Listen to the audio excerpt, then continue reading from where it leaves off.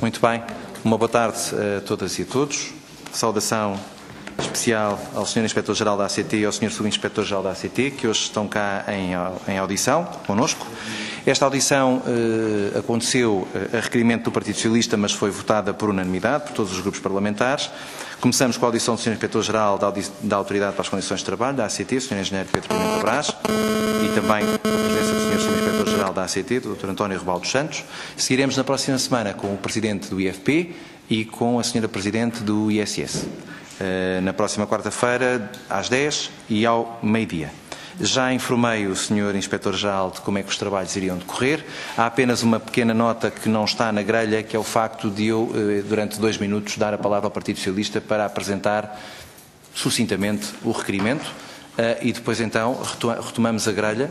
10 minutos para a ACT, para o Sr. Inspetor-Geral ou para o Sr. Inspetor-Geral, se pretender depois dar a palavra ao Sr. Inspetor-Geral, está à vontade. 5 minutos para cada grupo parlamentar, resposta em tempo igual e em bloco. 3 minutos numa segunda ronda, resposta em tempo igual e também em bloco. Se todos estivermos confortáveis e pudermos começar, eu daria a palavra ao Grupo Parlamentar do Partido Socialista, ao Sr. Deputado Vieira da Silva, para a apresentação dos fundamentos do requerimento. O Sr. Deputado tem 2 minutos para essa apresentação. Muito obrigado, Sr. Presidente. Sr. Presidente, Srs. e Srs. Deputados, gostaria de saudar em primeiro lugar o Sr. Inspetor-Geral e o Sr. Subinspetor-Geral, agradecer a vossa presença aqui hoje, queremos que é plenamente justificada. É bem fácil apresentar e justificar o requerimento que o Partido Socialista apresentou, em virtude do facto de nós estarmos a viver uma situação particular no mercado de trabalho, derivada não apenas de uma prolongada crise económica, com impactos muito duros no nosso mercado de trabalho, mas também porque, ao mesmo tempo, têm sido produzidos um conjunto significativo de iniciativas legislativas e mudanças, até no próprio Código de Trabalho, que importa que a Assembleia da República, esta Comissão, possa acompanhar, e uma das formas privilegiadas desse acompanhamento é conhecer a leitura que a ACT pode fazer desta dupla dimensão no terreno e das políticas. Depois há também uma área que temos tratado pouco, mas também é da responsabilidade da ACT, que é a área da saúde, higiene e segurança do trabalho. Nós temos vindo a percorrer um percurso muito positivo ao longo das últimas décadas de redução da sinistralidade laboral e, em particularmente, aquela com impacto fatal. Isso tem sido feito muito à custa de um envolvimento muito grande do conjunto da sociedade, das empresas, dos sindicatos, das associações empresariais. Nós gostávamos de saber como é que esse processo está a decorrer e se continuamos com ganhos significativos nessa área. Mais 2 aspectos, apenas a título de exemplo. A Assembleia aprovou recentemente legislação no que diz respeito ao combate aos falsos recibos verdes. Portanto, isso toca, aliás, foi ouvida a ACT durante esse processo e foi uma iniciativa legislativa popular, das poucas que nós tivemos e provavelmente a única que foi até a aprovação de uma iniciativa legislativa, com um trabalho muito intenso desta Comissão. Gostaríamos também de ouvir a vossa leitura de como é que está a situação no que toca ao combate à precariedade. E, finalmente, poderia continuar com muitos mais pontos, mas apenas, esta intervenção inicial destina-se apenas a identificar alguns dos pilares principais desta iniciativa do Partido Socialista. As questões do desemprego e dos despedimentos. Hoje está de novo em cima da mesa a questão dos despedimentos, nomeadamente a questão das indemnizações por despedimento ilegal. Certo que a ACT não vou pedir, obviamente, a vossa opinião, vou pedir a vossa ajuda para percebermos qual é a dimensão do problema do despedimento ilegal, da forma que ele chega e é visto pela ACT. Muito obrigado. Sr. Deputado, vamos então dar agora a palavra ao Sr. Engenheiro Pedro Pimenta Brás, Inspetor-Geral da ACT. Tem até 10 minutos para uma primeira exposição. Em primeiro lugar, cumprimentar os Srs. Deputados, Sr. Presidente, e em nome da ACT agradecer o convite que nos foi feito para estarmos na Casa da Democracia e irei tentar ser o mais cirúrgico e rigoroso nas informações que irei dar. Iria começar por dar alguns dados, provavelmente podem ajudar. O nosso relatório de atividades é público desde há cerca de uma semana, e depois focando aqui em algumas questões, já que o Sr. Deputado Vieira da Silva frisou, queria também dar aqui alguns resultados que têm a ver diretamente com algumas das questões que estão implícitas também no ofício que nos enviaram e em algumas das questões já aqui abordadas. Nós temos duas grandes vertentes dentro da ACT, a vertente inspectiva, que é a mais conhecida, e a vertente da promoção da segurança e saúde do trabalho, que é feita não só por inspectores, mas sobretudo por técnicos de prevenção da segurança e saúde do trabalho. São dois pilares da casa, no qual assenta toda a nossa atividade, sendo que, por vezes, esta vertente inspectiva, em termos mediáticos, subjuga a vertente da promoção da segurança e saúde do trabalho. Sendo que, em nossa opinião, as duas são indissociáveis, porque, sendo que o inspetor é sempre o primeiro preventor nos locais de trabalho, a atividade nos locais de trabalho dos técnicos de prevenção e também na comunicação social, na sociedade portuguesa, junto da comunicação social, tem um impacto não tão grande como a parte inspectiva, é fundamental e é estruturante para a criação de cidadãos. E, portanto, nós começava por aqui, por as ações de sensibilização e informação que os nossos técnicos de prevenção fizeram. Tivemos, durante o ano de 2013, 1.193 ações de sensibilização e de informação, em que tivemos como participantes um número de cerca de 100 mil pessoas. Estamos a falar de alunos, de escolas, de associações sindicais, de empregadores, enfim, é um género de ações e de atividades, talvez não tão evidenciadas por nós, mas que eu gostaria de salientar.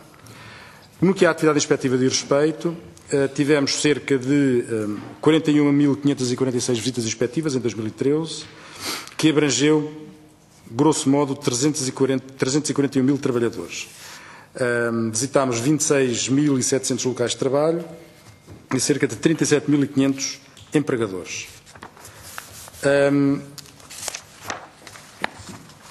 Em termos de números mais concretos que diz respeito à crise empresarial que se vive e há alguma fragilidade a esse nível, dizer que tivemos de apuramentos de créditos salariais a trabalhadores mais de 36 milhões de euros e à segurança social mais de 6 milhões de euros. Portanto, créditos, estamos a falar de situações de crise empresarial e de dados objetivos daquilo que os inspectores de trabalho apuraram. Portanto, eu queria também frisar aqui, porque estes números são de casos que nós enfrentamos, que nós temos. Portanto, não podemos dizer que, mesmo comparativamente com outros anos, se é mais, se é menos, por acaso estes são mais, porque muitas das vezes nós não deparamos com casos substantivos. Não é que não queiramos, mas nem sempre temos essas possibilidades. De toda maneira, estes números, quer de créditos salariais, quer de dívidas à Segurança Social, são superiores aos do ano anterior. Tivemos cerca de, devia ter posto os óculos, tivemos cerca de 2.600 advertências feitas na nossa atividade inspectiva, 160 participações ao Ministério Público, 315 suspensões de trabalho por situações de perigo grave iminente, estamos a falar de situações de perigo grave iminente para a saúde dos trabalhadores, tivemos cerca de 13.100 notificações para tomadas de medidas e 17 milhões de euros de moldura mínima de autos de notícia que nós instauramos. Isto teve como consequências em termos de, agora focalizando ainda mais, em termos gerais, no que diz respeito à crise empresarial, os seguintes resultados. Acompanhámos cerca de 2.161 casos de salários em atraso,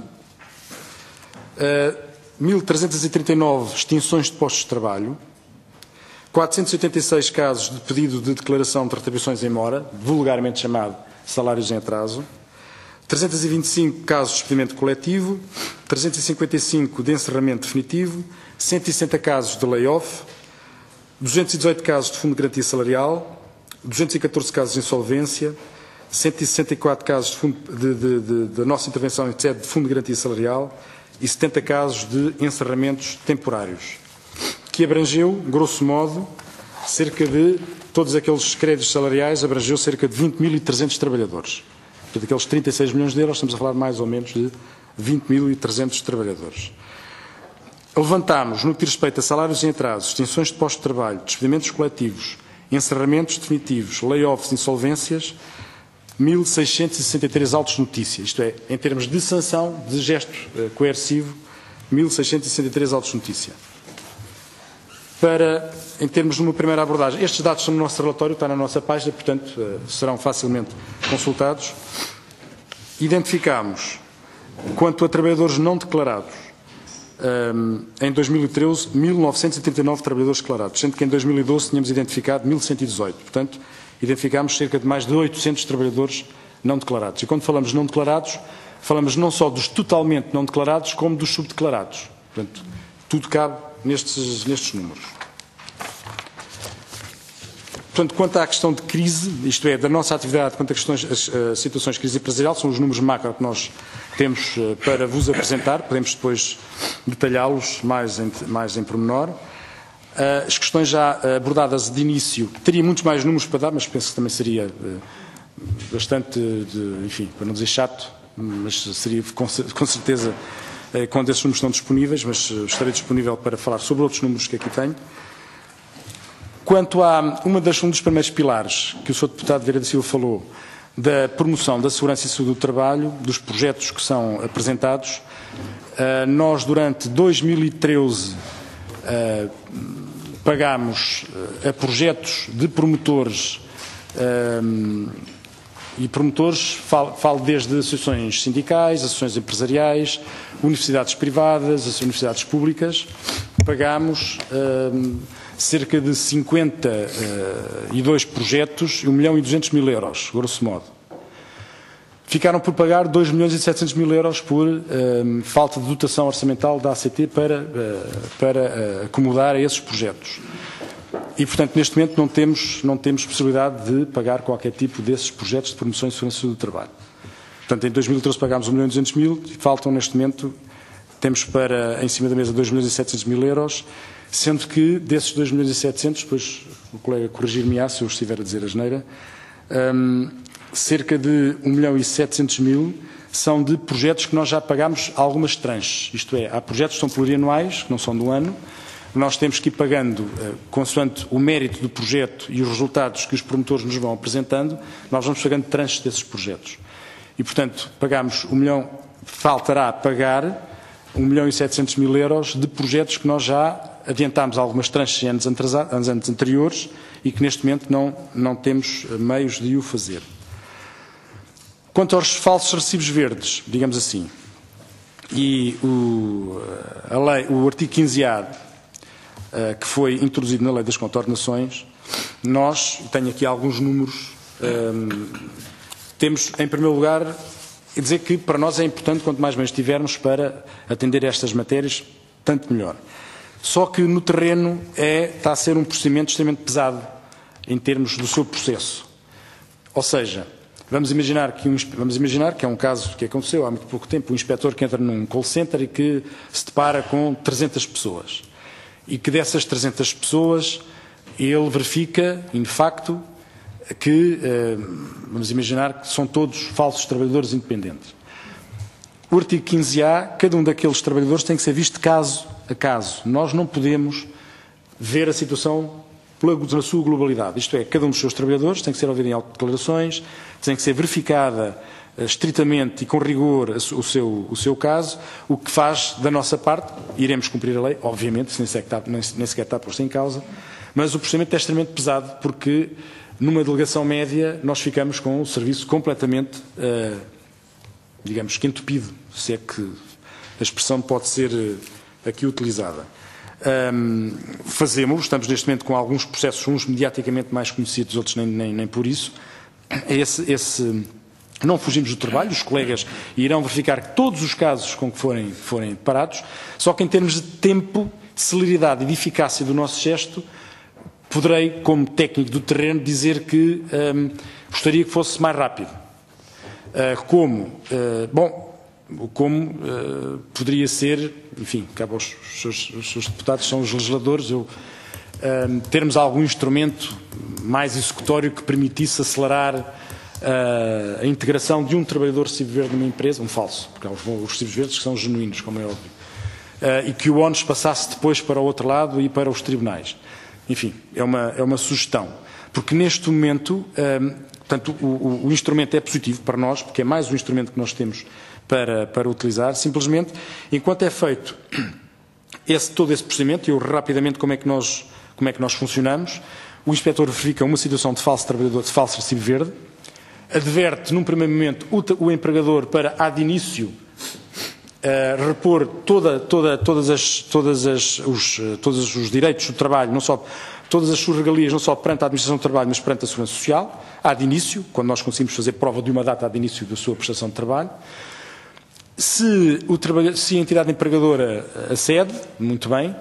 Se não acede, é instaurado um auto de notícia de acordo com o artigo 12º do Código de Trabalho, da presunção de contrato de trabalho, em simultâneo com o tal auto do 15A, que vai ser mandado depois como forma de participação ao Ministério Público. E quando esse auto 15A chega ao Ministério Público, o nosso processo contorno nacional suspende. Bom, e aqui temos timings diferentes, não só o nosso timing de análise da situação, que vai demorar caso a caso, mas depois o timing do Ministério Público, que até informar que há razão da parte da ACT ou não demora tempo. E o que acontece é que neste intervalo muitos trabalhadores deixam de estar nos sítios onde estavam, nos locais de trabalho. E, portanto, por muito célere que nós sejamos, e muito célere que seja o Ministério Público, há aqui timings de eficácia para aquele caso concreto, que muitas das vezes nós não conseguimos apanhar. Isto é, quando vem a resposta do Ministério Público, já naquele caso é evidente, há muita maneira de matar pulgas, como se costuma dizer, peço desculpa por esta facilidade de linguagem, podemos sancionar a empresa de mil maneiras, não é? Mas aquele caso concreto não o conseguimos ultrapassar. E, portanto, mas eu tinha aqui alguns números desde já. Com depois tempo para apresentar. Ok, então não falo desde já sobre isso. Finalizar rapidamente também sobre despedimentos, dimensão. Bem, nós números macros não temos assim, o que eu lhe posso dizer também, de cruamente, e é a experiência como inspetor e dos nossos serviços de informativos, que isto são diários. E são em grande quantidade e diários. Despedimentos de pessoas que acedem junto da ACT a pedir num primeiro momento informação sobre os seus direitos e que são despedidas. Portanto, hoje em dia, neste momento, os nossos serviços concentrados, centenas de casos. Isso posso dizer. Muito bem, muito obrigado, Sr. Inspetor-Geral. Passamos agora para a ronda pelos partidos. Eu vou dar a palavra inicialmente ao Partido Socialista. Pergunto quem é que irá intervir. Sr. Deputado Vieira da Silva. Sr. Deputado Vieira da Silva tem a palavra. São 5 minutos, Sr. Deputado. Muito obrigado, Sr. Presidente. Muito obrigado, Sr. Inspetor, pela sua intervenção inicial. Eu gostaria de precisar algumas questões no sentido de nos poder ajudar. E começo precisamente pela última questão que ficou. Portanto, não nos espanta que haja um número significativo de despedimentos, sabemos que isso acontece, acontece sempre, e em situações económicas difíceis acontece mais. A minha questão iria circunscrever-se mais à situação de despedimentos ilegais. Se a ACT tem conhecimento, tem números, e nomeadamente qual é a dimensão da iniciativa dos trabalhadores de levar a tribunal processos de despedimento por os considerar ilegais, e portanto porque é esse o risco que é apontado para justificar a necessidade de baixar as indemnizações em caso de não reintegração. Depois, Sr. Inspetor, o Sr. Inspetor falou aí de uma situação que é uma situação preocupante no que respeita à continuação das iniciativas de promoção da higiene, da saúde e da segurança do trabalho. Portanto, dado que há um conjunto de projetos que estão em marcha, ou estavam em marcha e que não têm condições de pagamento. A minha questão é a seguinte: existe uma avaliação por parte de alguma instituição que leva à consideração que este tipo de iniciativas já não têm razão de ser, ou perderam eficácia, ou deixaram de ser prioritárias, ou trata-se meramente de um problema de natureza orçamental, que não permite que a promoção dessas iniciativas continue a ter um papel fundamental no esforço de diminuição da sinistralidade? Portanto, porque páginas tantas não ficou bem claro para nós e qual é a perspectiva do futuro. Vai a ACT a lançar novos projetos, tem condições para isso, tem autorização para isso, autorização em termos de enquadramento. Depois, Sr. Inspetor, uma questão que para nós é importante, não tive a oportunidade de falar nela, mas e o Sr. Inspetor também não, mas é sempre uma questão que inevitavelmente tem que ser colocada, que é a organização da ACT, a sua disponibilidade em termos de recursos técnicos e inspectivos para fazer face às necessidades que a situação do mercado de trabalho implica. Concordando-se ou não se concordando com o processo de liberalização e flexibilização do mercado de trabalho, há uma coisa que penso que todos estaremos de acordo, é que quanto mais flexível for esse mercado de trabalho, em termos de, por exemplo, de gestão do tempo de trabalho, ou mesmo dos processos de contratação, mais exigente se torna o papel de fiscalização e de acompanhamento por parte das entidades que têm responsabilidade nessa área. E isso dificilmente é compatível com um apertar dos recursos disponíveis nesta área. É uma consequência inevitável da flexibilidade que tem vindo a ser incrementada, que hajam recursos para que a ACT possa desempenhar o seu papel. Portanto, eu gostava que nos pudesse fazer um ponto dessa situação em termos de organização. Fala-se que vai haver mudanças na estrutura da ACT, se elas estão estabilizadas, em que sentido é que apontam e qual é a perspectiva de impacto que essas mudanças têm no processo de fiscalização da ACT. Depois há uma questão que o Sr. Inspetor falou dos recibos verdes e deu um conjunto de números e, obviamente, esses, como muitos outros, mostram bem que a ACT é uma instituição que está presente no terreno e que atua com grande envolvimento dos seus meios. A questão que ele coloca é outra. Quais são as condições que existem para a Autoridade para as Condições de Trabalho ter acesso à informação que o Estado dispõe sobre a existência de contratação ou pseudo-contratação através dos mecanismos que nós chamamos de recibos verdes? Hoje o Estado, até por via de algumas alterações legislativas, tem possibilidades de construir bases de dados muito relevantes no que toca aos trabalhadores em prestação de serviço. Há até legislação que discrimina aqueles que fazem essa atividade a muitos empregadores e outros que fazem apenas um número limitado para efeitos até de prestações sociais. Tem condições da ACT de ter acesso a essa informação para poder... Todos sabemos quando um trabalhador de recibo verde é um trabalhador que tem, vou já terminar, Sr. Presidente, tem apenas um empregador, chamemos assim, as probabilidades de se tipificar uma situação ou encobrir uma situação de falso recibo verde são muito elevadas. Se a ACT tiver acesso rápido, imediato à detecção dessas situações ou à identificação dessas situações, a eficácia do seu trabalho será muito, muito maior. É essa questão que eu gostava também de levantar. Continuaria a ter muitas questões, mas estes 5 minutos são 5 minutos que não se podem, 6 minutos não se podem estender. Há situações em que nós conseguimos estender os minutos, há quem tenha experiência disso, mas nós aqui não conseguimos. Caso, muito obrigado. Obrigado, Sr. Deputado. Tem a palavra o Grupo Parlamentar do PSD, a Sra. Deputada Clara Marques Mendes. Muito obrigada, Sr. Presidente. Começo por cumprimentar, em meu nome e em nome do Grupo Parlamentar do PSD, começo por cumprimentar o Sr. Inspetor-Geral, o Sr. Engenheiro Pedro Pimenta Brás e o Sr. Subinspetor-Geral da ACT, Dr. António Rebalo dos Santos.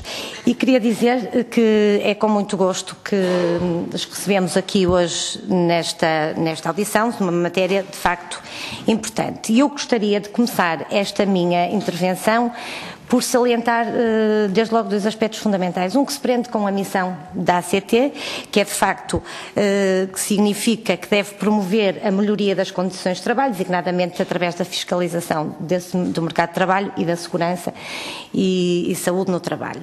E também abordar um outro aspecto que também já foi aqui referido pelo Sr. Inspetor e que diz respeito às atividades desenvolvidas e ao resultado dessas atividades.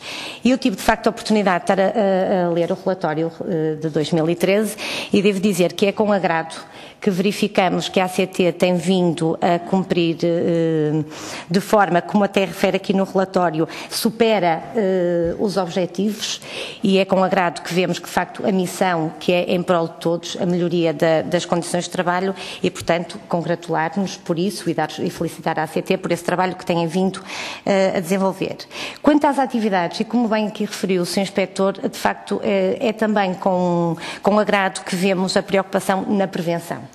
Já em tempos foi esse um assunto muito abordado, sendo que a prevenção é de facto um aspecto fundamental no que diz respeito ao exercício das relações de trabalho, e também verificamos que do relatório resulta, e provavelmente também será esse resultado dessa atuação da ACT, a diminuição dos acidentes de trabalho de 2012 para o ano de 2013.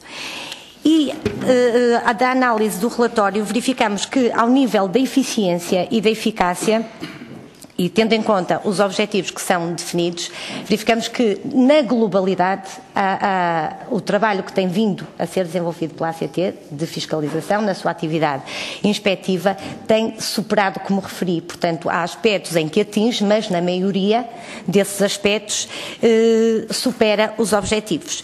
E como o Sr. Inspetor referiu aqui uma situação muito em concreto, que é uma situação até muito recente de uma alteração à legislação laboral, designadamente a Lei 63/2013, e como referiu a questão da eficácia, e tendo em conta aquilo que é o relatório, o que está mencionado no relatório como sendo globalmente bom,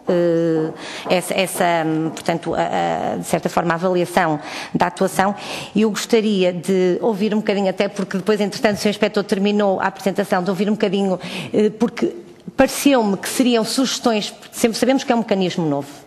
Portanto, está de aplicação recente, resultou, como já também foi referido, de uma iniciativa legislativa de cidadãos, e que colhemos também aqui nesta Assembleia da República o contributo da ACT para que pudéssemos, de facto, dar resposta a esta uma situação que nos preocupava e preocupa a todos, e gostaria de perceber um bocadinho melhor o que é que o Sr. Inspetor quis referir quando há alguma mudança de procedimentos. Portanto, se haverá, verificou-se agora no terreno que poderia ser feito de outra forma, uma vez que é uma matéria completamente nova, não existia anteriormente, e eu gostaria de ouvir um bocadinho mais sobre esse aspecto, salientando, no entanto, que na altura que se trabalhou esta matéria, houve uma preocupação precisamente de acautelar aquelas situações em que mais tarde o trabalhador, portanto, tivesse a decorrer um processo em tribunal e, eventualmente, ele não ser penalizado por isso. E eu agora tive até a oportunidade de ir só consultar a lei, e de facto diz que, se a sentença do tribunal reconhecer a existência de um contrato de trabalho, que é determinado na sentença a data de início da relação laboral. Portanto, julgo que essa matéria, como foi uma preocupação, de facto, aqui bastante debatida, eu gostaria, de ouvir melhor e perceber um bocadinho melhor qual era essa preocupação. E, de uma forma global, de facto, é dizer que verificamos, e como a ACT diz, estamos também num momento de contenção, mas como a ACT começa por dizer, no seu relatório inicial, foi-lhe lançado um desafio de fazer mais com menos, e tem conseguido cumprir, de facto, cumprir esse objetivo, e de facto, de facto, congratulámos mais uma vez por isso, e neste momento esta primeira ronda era isso que deixava aqui. Muito obrigada. Muito obrigado, Sra. Deputada. Dou a palavra ao Grupo Parlamentar do CDS-PP, ao Sr. Deputado Artur Rego. Muito obrigado, Sr. Presidente. Também em meu nome pessoal, em nome do CDS-PP, cumprimento o Sr. Engenheiro Pedro Pimenta Braz e o Dr. António Rebelo dos Santos, agradecendo desde já a presença aqui e a disponibilidade. Queria começar também por dar os parabéns pelo excelente relatório que elaboraram, em que dão conta muito pormenorizada de tudo aquilo que foi a atividade da ACT. Congratular-me também por verificar que, sem dúvida, com grande esforço e empenhamento e sacrifício, face aos tempos exigentes que atravessamos, a nível de recursos, a nível de meios, conseguiram não só cumprir as metas como ultrapassá-las. É fácil fazer isto nos tempos, e agora sou eu que peço desculpa pela linguagem fácil, de vacas gordas, em que temos todos os meios à disposição, mas em tempos que nós sabemos que são tempos de restrição e que a ACT tem parcos recursos, cumprir e ultrapassar as metas é sempre de elogiar e denota de facto grande empenhamento, e essa nota eu não queria deixar de ficar aqui também da minha parte e da parte do CDS. É evidente, como aqui já foi dito, que acresce a toda a situação que atravessamos as transformações feitas na legislação laboral ao longo dos últimos anos, flexibilizando-a, e aqui o CDS sempre teve um discurso coerente. Nós sempre dissemos que o tónus devia incidir, mais que na rigidez laboral, no cumprimento e na ação fiscalizadora do cumprimento da legislação laboral. Daí, quando apareceu aquela iniciativa de cidadãos, nós imediatamente termos acolhido e termos, juntamente com os outros grupos parlamentares, incentivado e patrocinado uma alteração na legislação que foi acolhida por todos os grupos parlamentares e votada, penso eu, por unanimidade, se não me falha aqui a memória, porque, de facto, permitiria, na bondade das coisas, e o Sr. Inspetor-Geral já focou a diferença entre a bondade do legislador e depois o que resulta da aplicação na prática das medidas, mas na bondade das coisas, dar instrumentos à ACT e ao Ministério Público, ao Tribunal de Trabalho, para fiscalizar a questão dos falsos recibos verdes, criando um processo especial que permitisse reconhecer os direitos desses trabalhadores. E aqui iria para a primeira questão, que o Sr. Inspetor-Geral focou, e muito bem, que é a diferença entre o enquadramento legal que se cria e a sua aplicação no terreno. Compreendi perfeitamente o exemplo que deu, faz todo o sentido, tem toda a razão, realmente é um trabalho insano para um mesmo processo que é absolutamente idêntico, porque é uma situação de ilegalidade que é transversal à empresa, ter de estar a elaborar um auto individualizado para cada um dos trabalhadores. Elaborar um auto é levantar o auto, fazer o inquérito, fazer a instrução do mesmo, a conclusão do mesmo e remetê-lo para o Ministério Público, para além de notificar a entidade empregadora para regularizar a situação. Isto é um trabalho insano. Compreendo isso perfeitamente. A questão que deixava relativamente a esta matéria é se sugeriam que nós introduzíssemos uma alteração na legislação, no sentido de permitir de alguma forma, em situações destas, têm de estar perfeitamente identificadas, em termos quantitativos e de local, num mesmo local, numa quantidade que signifique mais que X% da força trabalhadora empregue, uma espécie de ação coletiva, autocoletiva. Porque a alteração que nós introduzimos na legislação foi na perspectiva individual do direito do trabalhador poder acionar esse direito. E daí não ter sido perspectivado num sentido mais coletivo, dirigido à empresa como prevaricadora de uma forma geral, ou seja, a empresa ter como prática a prevaricação. São duas óticas totalmente diferentes. Portanto, esta era a primeira questão que eu gostaria de deixar. A segunda questão que eu gostaria de deixar foi em relação à afirmação que o Sr. Inspetor-Geral fez quanto aos despedimentos em grande quantidade e diários, de se, quando se refere a isto, está-se a referir de um modo geral e abstrato ou uma interrupção de uma relação jurídico-laboral, que é abstrato pode acomodar diversas realidades no terreno, ou se está a referir a despedimentos stricto sensu numa relação de trabalho subordinado. Ou seja, dada a flexibilidade e a mobilidade que introduzimos na legislação, e até esta questão dos falsos recibos verdes, se este número abarca também a cessação da relação laboral, por exemplo, de prestação de serviço em que a pessoa se dirige à ACT por entender que não há ali uma prestação de serviços e querer saber se não têm direitos a ser protegidos como trabalhador subordinado. Eu gostaria de ver a destrinça nestes números, porque isto também tem importância para vermos até que ponto é que foi mais ou menos operativa a flexibilização da legislação que foi introduzida. Muito obrigado, Sr. Presidente. Muito obrigado, Sr. Deputado. Dou agora a palavra ao Grupo Parlamentar do Partido Comunista Português, à Sra. Deputada Rita Rato. Obrigado, Sr. Presidente. Queria também cumprimentar o Sr. Inspetor-Geral e o Sr. Subinspetor-Geral da ACT em nome do Grupo Parlamentar do Partido Comunista Português, agradecer a disponibilidade de aqui estar e da exposição que fizeram. Dizer que o PCP reconhece que aquilo que foram as últimas alterações ao Código do Trabalho na linha do que tinha sido a alteração anterior do Governo do Partido Socialista veio reduzir os custos de trabalho, generalizar a precariedade, o aumento e a desregulamentação dos horários de trabalho, o desmantelamento das funções sociais do Estado, a facilitação e o embaraçamento dos despedimentos, pelo que aquilo que o relatório da ACT traduz na nossa lógica não é por acaso, na prática, traduz aquilo que foi uma opção política de desvalorização profunda do trabalho e que nos preocupa.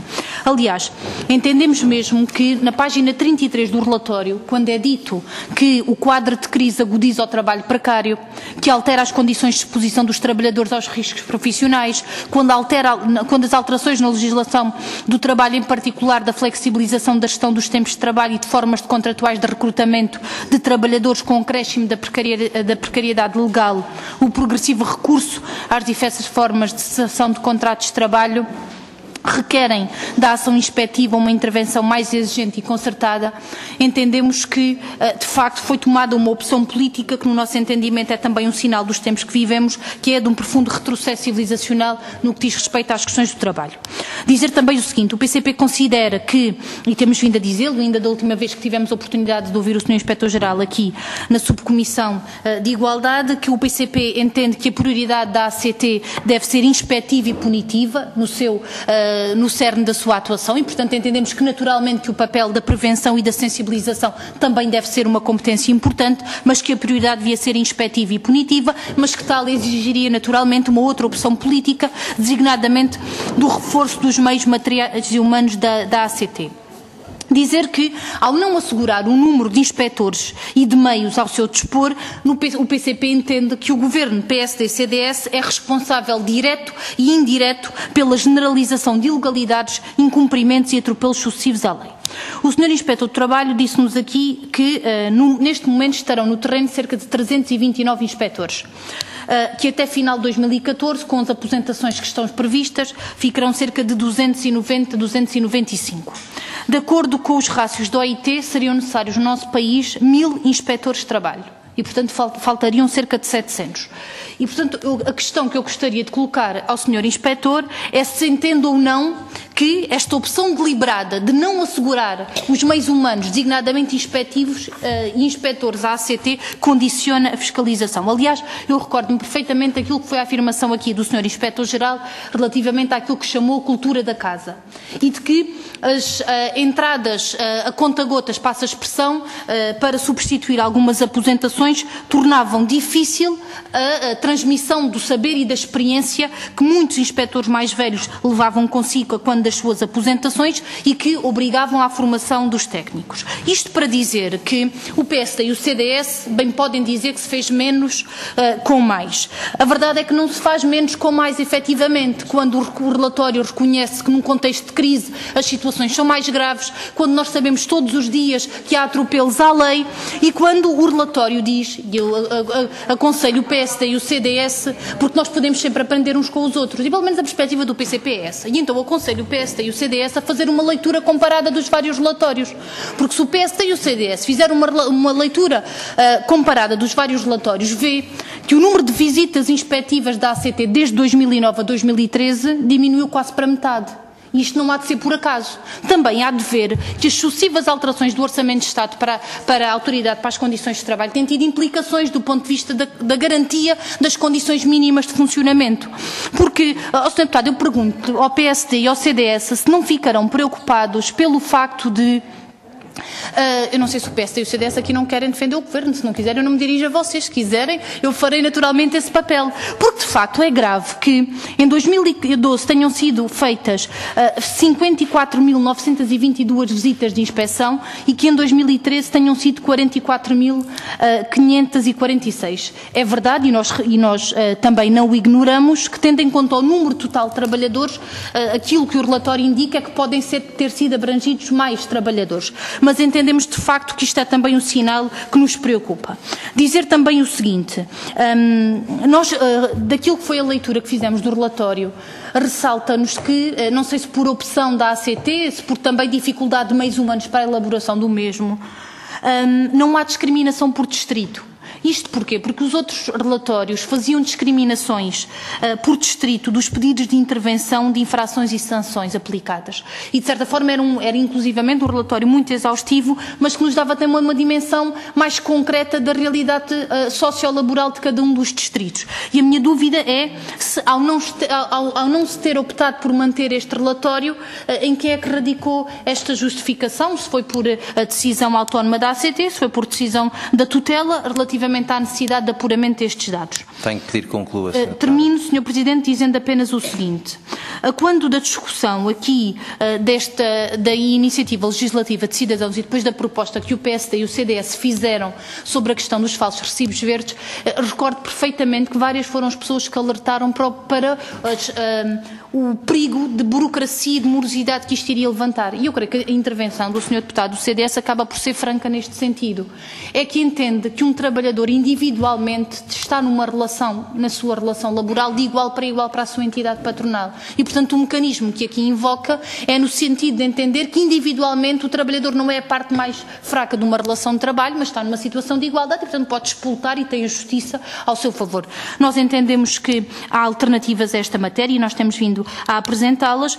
Entendemos que tudo isto e a situação atual da ACT radica numa opção política de classe deste Governo de desvalorização do trabalho e dos instrumentos fundamentais para a sua inspeção e para o cumprimento da lei que, no nosso entendimento, traduz-se num retrocesso que nós entendemos muito negativo. Muito obrigado. Obrigado, Sra. Deputada. Dou agora a palavra ao Grupo Parlamentar do Bloco de Esquerda e à Sra. Deputada Mariana Aiveca. Muito obrigada, Sr. Presidente. Muito boa tarde.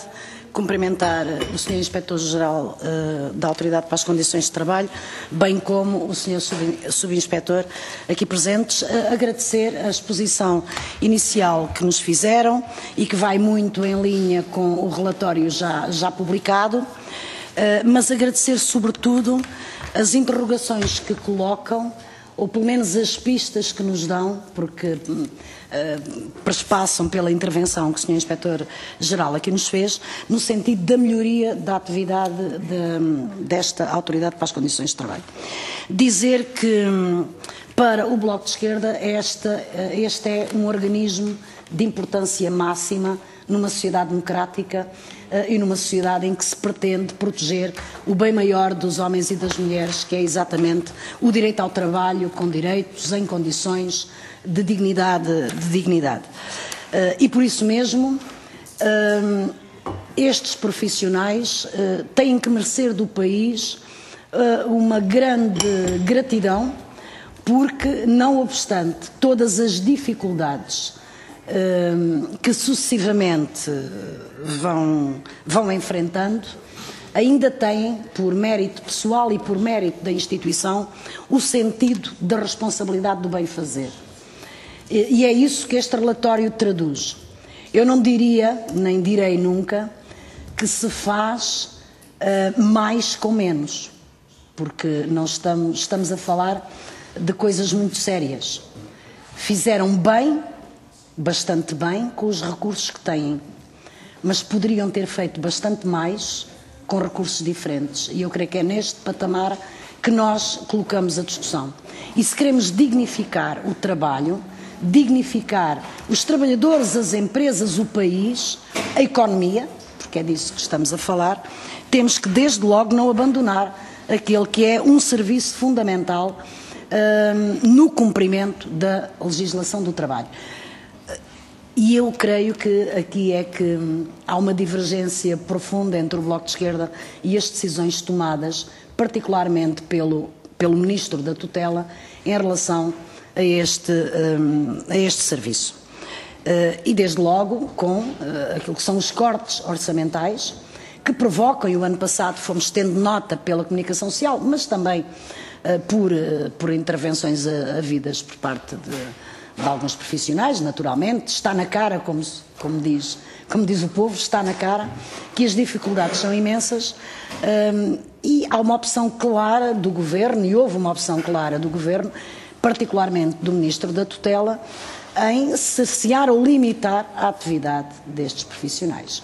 Porque quando estamos a falar em que determinado serviço não tem sequer dinheiro para combustível, para fazer ações inspectivas, nomeadamente em trabalhos sazonais, por exemplo, e estou a falar em distritos tão grandes como os distritos do Sul, e estou a falar, por exemplo, nos trabalhos sazonais da apanha do pinhão, onde há, efetivamente e sempre, muitos acidentes de trabalho e onde as deslocações carecem de meios como carros e combustível, para além de inspectores, obviamente, e esses meios não existem. Estamos a falar num desprezo por este serviço. E por isso queria deixar aqui, em primeiro lugar, uma saudação muito sentida e muito profunda a todo o trabalho que têm desempenhado. Depois, eu creio que o que pretendemos também dos profissionais é, como homens e mulheres do terreno, deem aos legisladores as pistas do concreto e como sentem que as leis aqui feitas podem ou não podem ser ou não ser eficientes. E eu creio que hoje estamos perante legislação, nomeadamente o Código de Trabalho, já com algumas desadequações relativamente às situações existentes. E quando falamos, por exemplo, no artigo 12º do Código de Trabalho, e não temos em atenção que hoje novas formas até de encobrir relações de trabalho permanentes, e estou a falar particularmente dos formandos, que muitos dos formandos são pessoas que estão a ocupar postos de trabalho permanente, não obstante têm a categoria de formandos, e quando falamos, por exemplo, de estagiários nesta mesma situação. Os falsos recibos verdes é uma situação que já estava tipificada e à luz da qual se fez já algum avanço, ainda que insuficiente, e o Sr. Inspetor-Geral aqui deu-nos também uma dica daquilo que é já o exercício dessa alteração legislativa e as suas dificuldades ou não, e, portanto, agradecer-lhe já essa leitura. Mas quando falamos destas realidades, são realidades diferentes e novas e que a legislação tem que ser adequada. Por outro lado, e para terminar, Sr. Presidente, eu creio que o trabalho da inspeção neste momento, devido ao número exíguo de inspectores que tem face aos problemas, acaba por ser um trabalho de reação e pouco um trabalho de campanha, ou seja, um trabalho de ação. E por isso eu acho que também eram necessárias instalar no terreno campanhas de combate, nomeadamente à economia paralela, que tem um peso enorme no produto interno bruto neste momento e é geradora também de fuga ao fisco e de trabalho sem direitos. Esta campanha é uma emergência para retirar também este organismo apenas da sua atividade reativa, mas também ter uma atividade proativa que só se pode fazer naturalmente com as campanhas. Mas as campanhas também se fazem com meios e eu creio que esta é a dificuldade hoje, a que o Sr. Inspetor-Geral não tem qualquer tipo de responsabilidade, nem o Sr. Subinspetor-Geral naturalmente, mas sim a tutela e, portanto, será sempre esta crítica que fazemos ao Governo quando se desresponsabiliza da Autoridade para as Condições de Trabalho. Muito obrigada. Muito obrigado, Sra. Deputada. Devolvo então agora a palavra ao Sr. Inspetor-Geral. Se eventualmente quiser que o Sr. Subinspetor-Geral também possa partilhar do tempo, evidentemente a gestão é consigo, é convosco. Tem até 25 minutos para prestar os esclarecimentos que entender. Muito obrigado. Tenho aqui as questões elencadas, provavelmente responderei, quando tiver a responder a alguém, estenderei. Se falhar alguma, peço que o assinalem, se faz favor. Despedimentos, e falando de despedimentos ilegais, e também que o Sr. Deputado do CDS falou, o Sr. Deputado Artur Rego, também possível imiscuir de conceitos que aqui estamos a falar quando falamos de despedimentos, cessação de contratos de trabalho, etc. Bom, nós intervimos, na maior parte das vezes, em situações precárias, por infrações à lei. Não é? Geralmente quem nos procura são pessoas que estão fragilizadas, são empresas que estão em dificuldades. É raro às vezes que nós intervimos em empresas de saúde, porque faz parte dos ossos do ofício, é assim que as coisas funcionam. E, portanto, a maior parte dos trabalhadores que nos procuram, em sede de serviço informativo, porque nós não temos esses números, mas temos os números do serviço informativo, daquelas pessoas que nos procuram, a esmagadora maioria das pessoas que nos procuram para o serviço informativo, e fazendo mais um parágrafo, a maior parte das pessoas que nos procuram no serviço informativo, quer presencial, telefónico e por meio, mas principalmente presencial, não apresentam reclamação. As reclamações vêm por outros meios e, portanto, nós respeitamos esses factos, não é pela pessoa, a não ser que sejam coisas enormes de grande gravidade, que nós aproveitamos aquilo que escutamos e vamos intervir na empresa a seguir. A maior parte das pessoas que nos procuram em sede de serviço informativo são pessoas que são despedidas ilegalmente. Não estamos a falar de cessação de contratos de trabalho, também somos procurados por essas pessoas, mas a maioria são pessoas ou que, em meio do seu contrato a termo, ou trabalhadoras ditas com vínculo permanente, que são despedidas ou que se despedem por coação, que muitas vezes é infligida, e a maior parte das vezes pedem-nos para nós, porque estão no mercado, estamos a falar da maioria das vezes em cidades de média e pequena dimensão, e portanto o facto de entrar em conflito com alguém cerceia também, é a opinião deles, não é a minha, atenção, estou a dizer o argumento que me dão, não querem entrar em conflito porque querem arranjar trabalho a seguir. Muitas das vezes são os próprios inspectores, eu não devia estar a dizer isto, que independentemente da nossa intervenção, porque nós quando intervimos nesses locais de despedimentos ilegais, não conseguimos resolver essas situações. Levantamos o auto notícia por infração a isto ou aquilo. Mas aquela situação já não conseguimos resolver.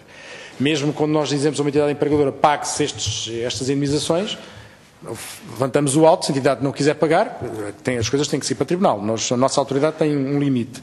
E somos nós os próprios inspectores que dizem às pessoas para recorrerem a tribunal, porque é o conselho que nós muitas das vezes damos, não obstante a nossa atividade. E também temos a noção que grande parte dessas pessoas não recorrem a tribunal. Foi uma das questões que foi colocada pelo Sr. Deputado. Porque o eco que temos dos colegas da Segurança Social, porque as pessoas que não têm posses podem recorrer à Segurança Social para requerer apoio judiciário. Não temos qualquer dado também sistemático sobre isso, temos só as conversas que temos com essas pessoas e com os colegas da Segurança Social, e a maior parte desses casos as pessoas não têm um nível remuneratório que lhes permita aceder a esse pagamento da Segurança Social. Isto é, só casos de níveis salariais extremamente reduzidos é que a Segurança Social os paga, o que leva a que a maioria dessas pessoas não recorrem a tribunal. Recorre a tribunal, da nossa experiência, os trabalhadores qualificados, aqueles trabalhadores que têm alguma qualificação, técnicos, esses, a maior parte das vezes, recorrem a tribunal.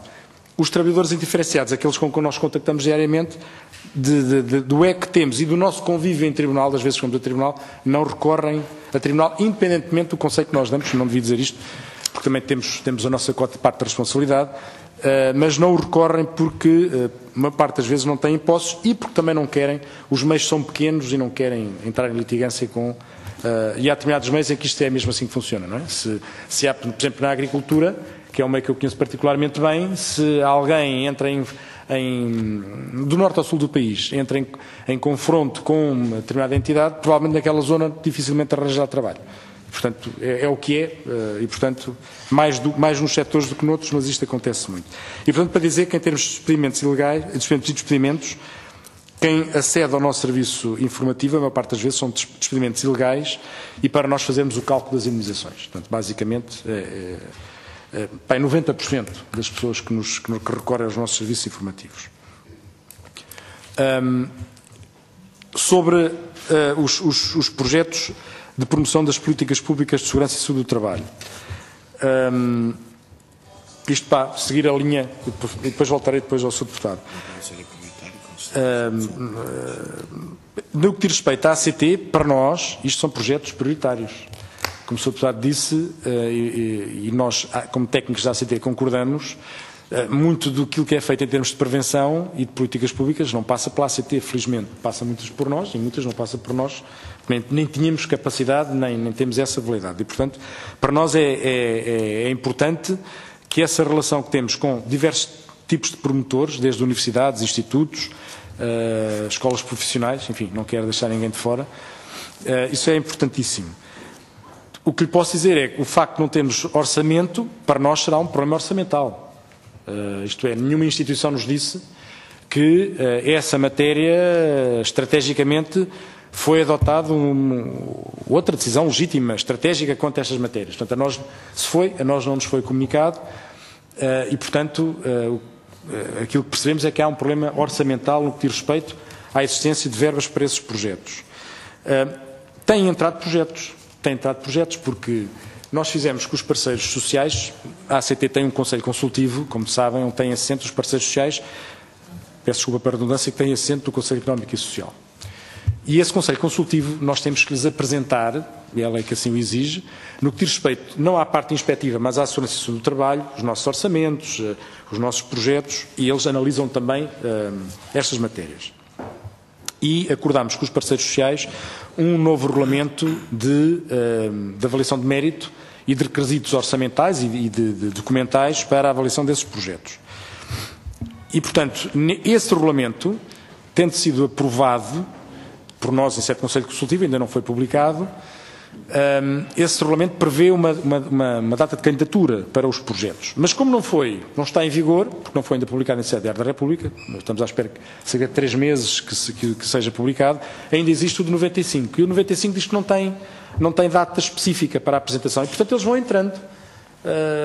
Todos os meses entram na ACT projetos que nós agora pomos de lado. Não é? Que não vamos pôr a avaliar o mérito de um projeto sem ter dotação orçamental. E, portanto, não estamos a abrir prazos de candidaturas, porque não há prazos de candidaturas. Os projetos vão entrando e, portanto, sendo que os projetos têm vindo a entrar, os promotores também sabem, por cada projeto que entra, nós dizemos-lhe, atenção, o senhor está a meter um projeto, mas não vai ter resposta da ACT porque não há dotação orçamental. Portanto, eles sabem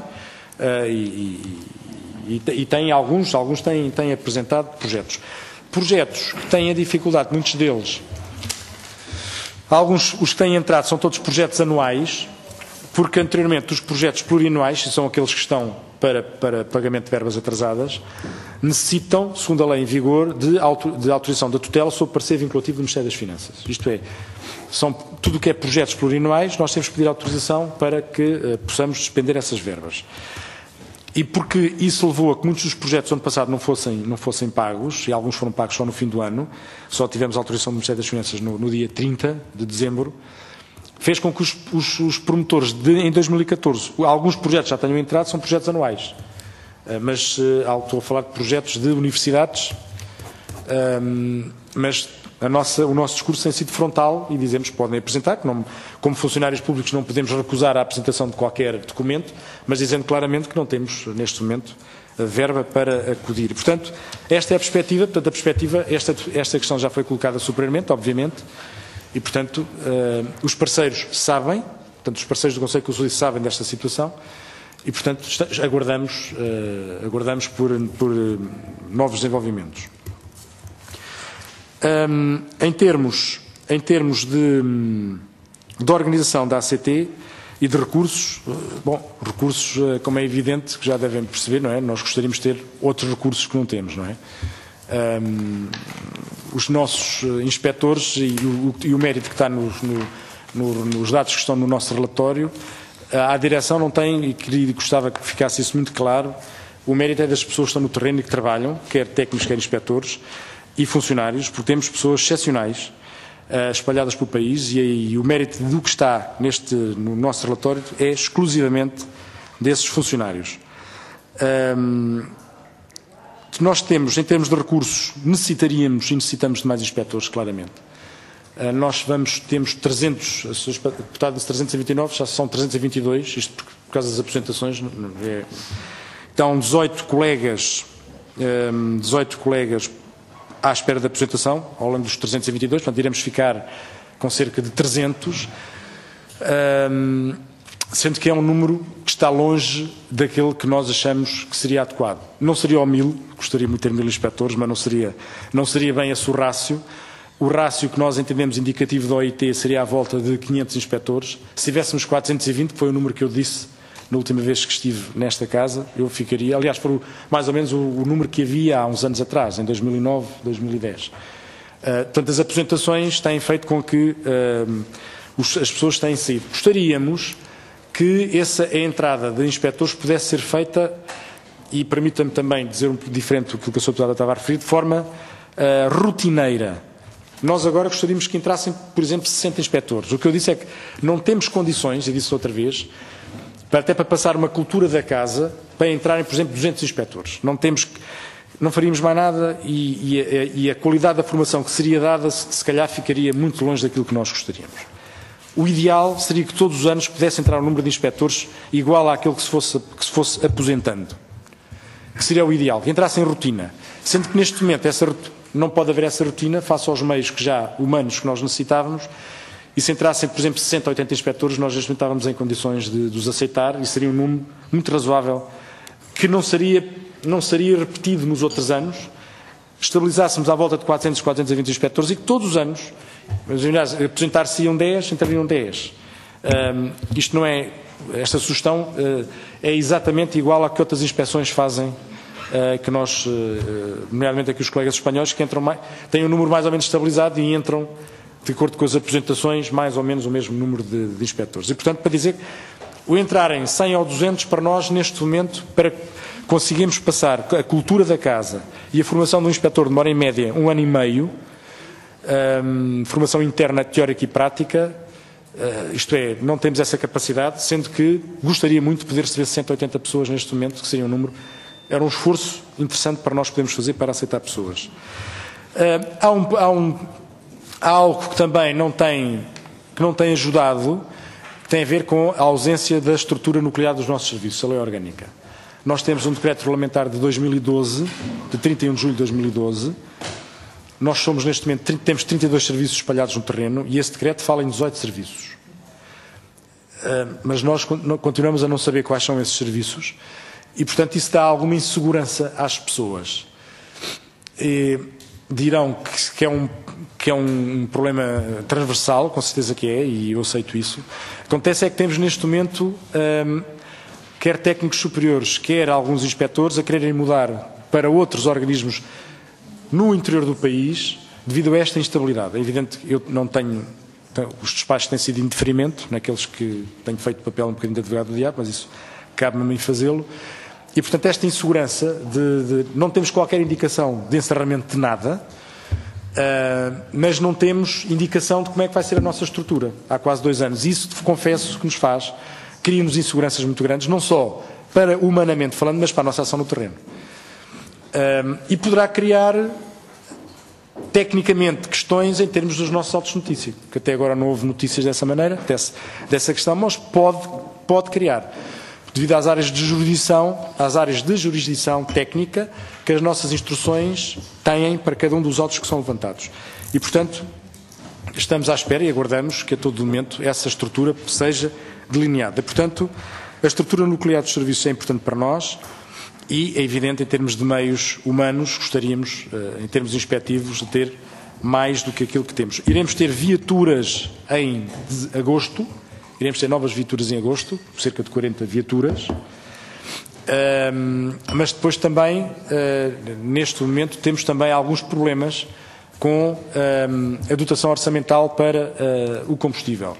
E, portanto, tivemos que fazer um plafond, neste momento, sobretudo para essas 40 viaturas, quando chegarem, vamos ter alguma dificuldade, o que é um facto positivo, portanto, 40 viaturas é extremamente importante para nós, chegarem em agosto, e teremos algumas viaturas de todo o terreno, seguramente, penso que sim, que o colega, em princípio, teremos, mas gostaríamos de ter aqui mais alguma coisa para podermos...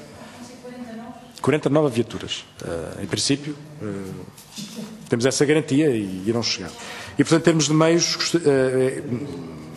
altas questões, antes que saibam por outros meios, nomeadamente em termos de comunicação social, estamos neste momento, e porque vai haver de certeza absoluta, porque houve a história das limpezas há um ano, quando nós chegámos, houve a história, toda a gente falava das limpezas e que nós tínhamos obrigado os inspectores e os funcionários a andar de esfregona na mão. Eu, por acaso, também varri, mas isso, cada um. Dia 2 de maio, iremos deixar de ter serviço de vigilância nas nossas instalações e, portanto,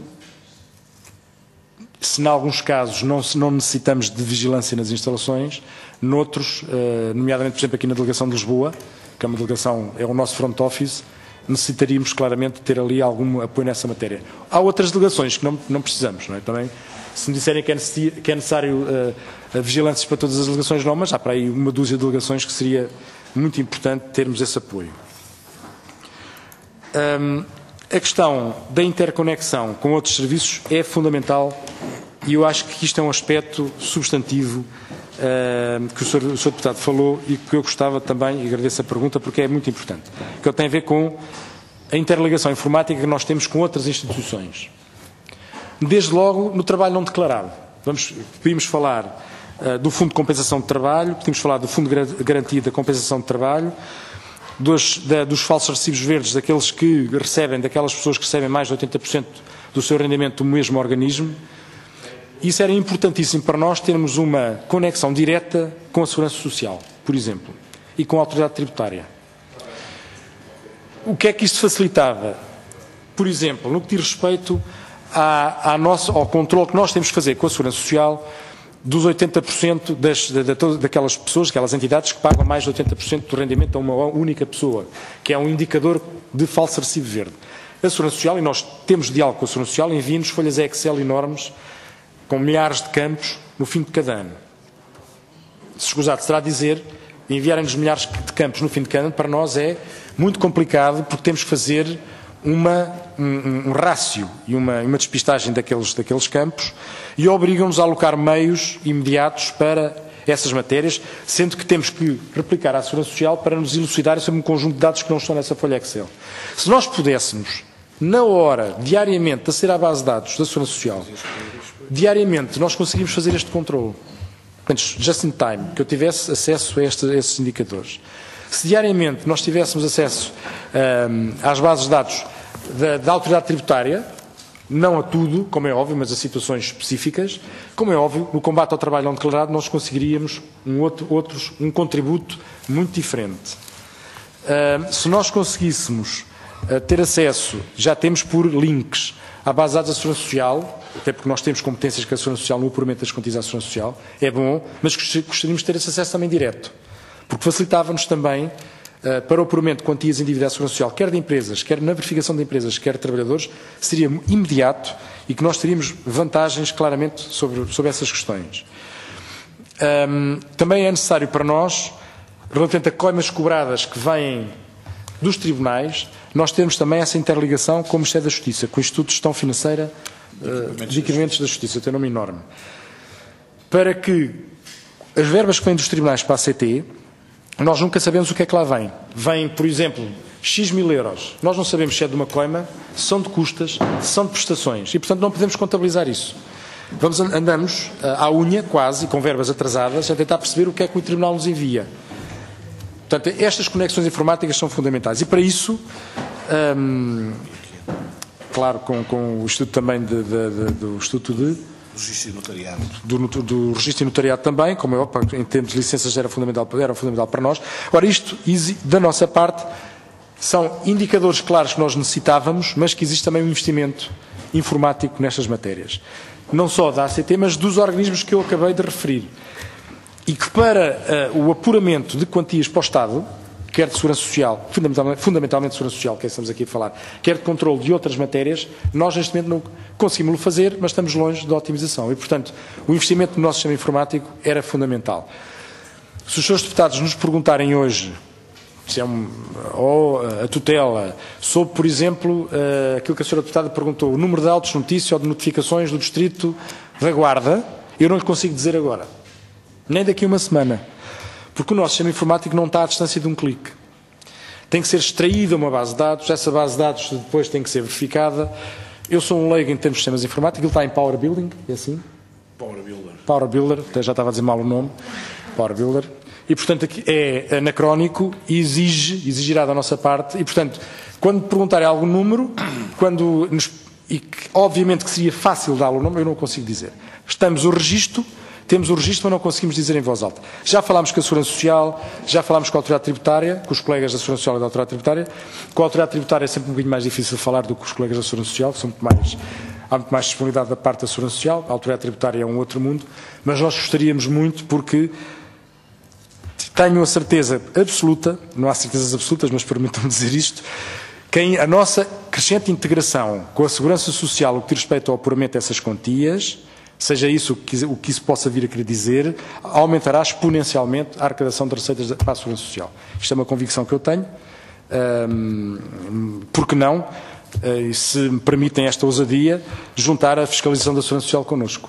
Se isso acontecesse, eu não sei se, enfim, certamente que há muitos colegas meus, quando ouvirem dizer isto, me farão uma espera, mas enfim, eu tenho esta convicção. Senhora Deputada Clara Mendes, do PSD, o mérito, como já disse, é mérito dos colegas, até porque nós apanhamos muitas das coisas en passant. Quanto à diminuição dos acidentes de trabalho é importante para nós, sendo que gostava de fazer sempre uma nota. Os 141 mortos que estão no nosso relatório é um número ainda não consolidado, assim como os 149, não é, do ano anterior. Porque a lei diz que é morto do trabalho aquela pessoa que vem a falecer um ano depois do acidente. E, portanto, esses números, apenas o GEP, o Gabinete de Estudos e Planeamento do nosso Ministério, do Ministério do Emprego, é que nos vai dar, daqui a um ano ou dois, esses números consolidados. E, portanto, pedi que nós demos no relatório que são mortos que foram resultantes de inquérito de acidente de trabalho da ACT. Não dizemos que foram os mortos todos do trabalho do ano 2013. Portanto, a diminuição é positiva, sendo que, de toda a maneira, a taxa de incidência tem-se vindo a manter constante. A taxa de incidência é o número de acidentes de trabalho por população empregada, vezes 1000. E essa taxa de incidência está, salvo ver, nos 5,2, tem vindo a manter-se estável, o que nos diz que é bom essa diminuição, mas mantém-nos alerta, porque talvez não seja tão substantivo como o que nós queremos. Agora, a redução com certeza que é positiva. Não é? E é uma das duas questões que nós queremos estrategicamente manter, como foco da nossa ação, é combater a diminuição dos acidentes de trabalho mortais e o acompanhamento da crise empresarial por razões óbvias de remunerações. O artigo 15 da lei, o artigo 15A, que foi introduzido pela lei 63, para a lei 107, o que é que nós achamos que poderia ser introduzido, e respondo aqui a dois ou três senhores deputados que colocaram essa questão. O artigo 12º do Código de Trabalho podia apertar mais a malha. Fala de presunção de contratos de trabalho, mas não fala de falso trabalho voluntário, falso trabalho de estagiários e falso trabalho por falsa formação irregular. Porque uma das coisas que nós encontramos muitos nos locais de trabalho, a inovação é os voluntários, que é uma inovação agora que surgiu, que é voluntários amigos de alguém que estão, enfim, isto é voluntários, mas sobretudo estagiários e formação. E julgamos que, tecnicamente, os diplomas podiam prever também estas situações. Depois achamos nós também, face à dificuldade que temos vindo a encontrar no terreno, não só há dificuldade operacional, mas também há dificuldade processual no terreno. Equacionarem a inclusão da responsabilidade solidária sobre os donos digamos, em linguagem de construção civil, seriam os donos de obra, o dono da empresa, o dono do espaço.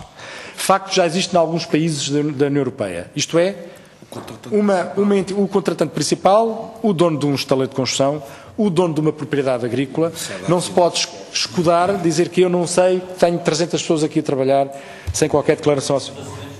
Como existe nas questões graves, muito bem, dos acidentes de trabalho e nas infrações muito graves em sede de segurança do trabalho. Portanto, no que dissesse respeito ao trabalho não declarado, que isso fosse algo a ser equacionado. Para nós era uma ferramenta muito importante, porque temos a certeza que, se calhar, não tudo, mas muitas destas questões desapareceriam. Porque há muitas lágrimas de crocodilo vertidas nestas matérias de trabalho não declarado.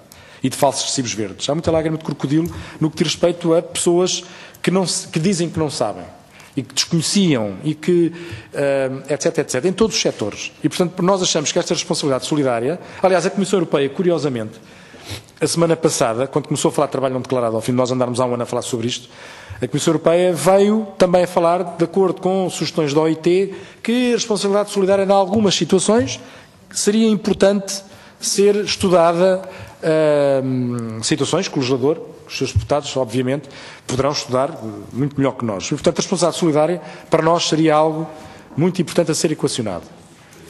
Porque temos a certeza, tal como nos taleiros de construção civil isso acontece, o trabalho não declarado, enfim, o setor agora também está como está, mas até que há uns anos, se houve setor, faça-se toda a justiça a esse setor, se houve setor onde o trabalho não declarado quase desapareceu por total, foi na construção civil e obras públicas.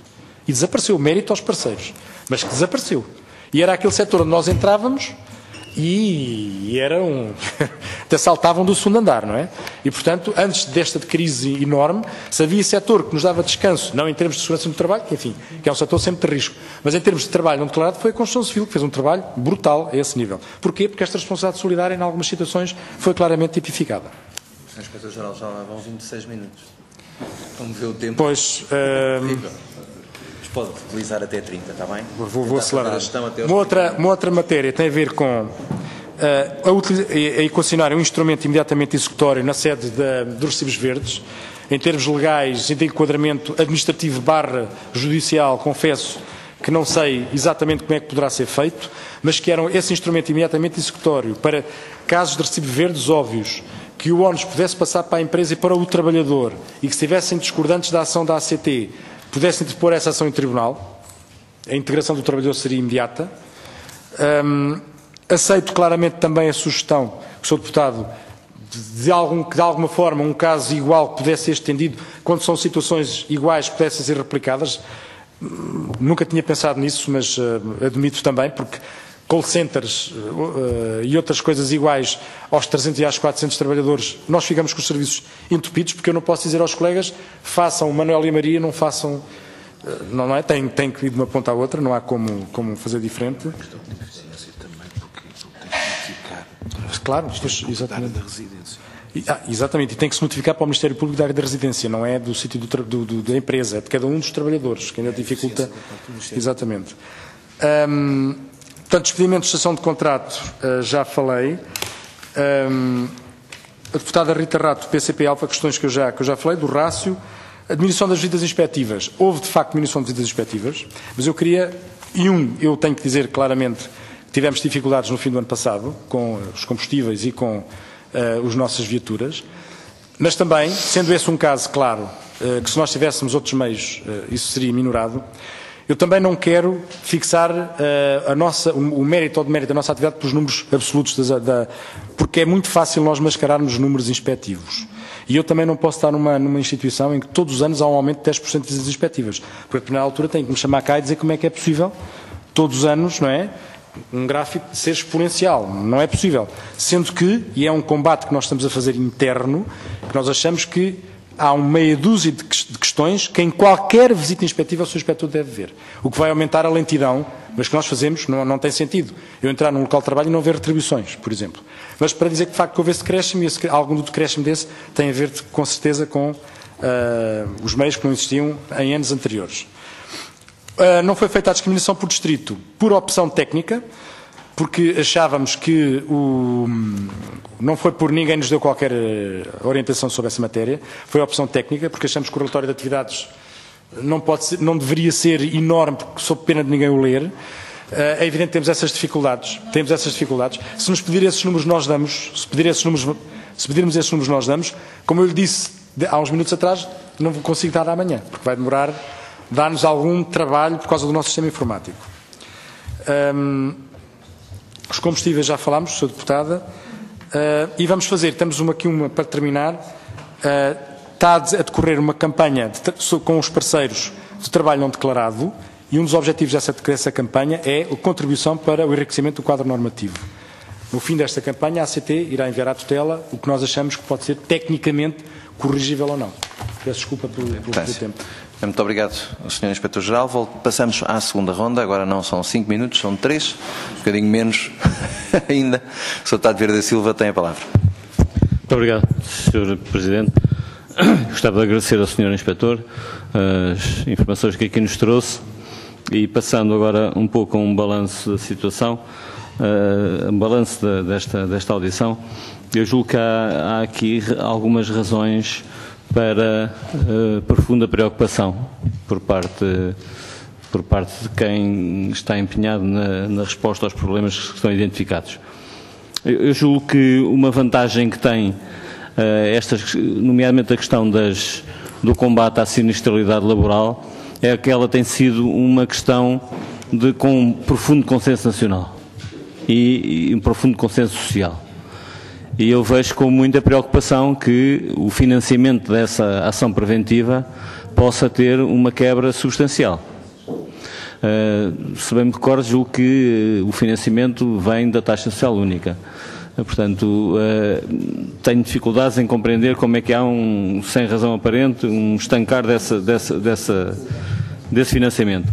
Mas para mim, provavelmente, a questão mais grave prende-se com os quadros da ACT. Porque, como o Sr. Inspetor disse, e talvez não tenha enfatizado tanto quanto sabe, a formação do Inspetor, se juntarmos o período de contratação com o período de formação, dificilmente se faz com menos de 3 anos. Os 2 últimos concursos, um terá demorado 3 anos, o outro terá demorado 7 ou 8. Portanto, no espaço de uma legislatura, raramente aconteceu abrir-se um concurso e fechar-se.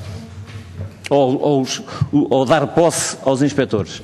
O que quer dizer que a pergunta que se tem que fazer é quantos inspectores existirão, se nada for feito, daqui a 3 anos.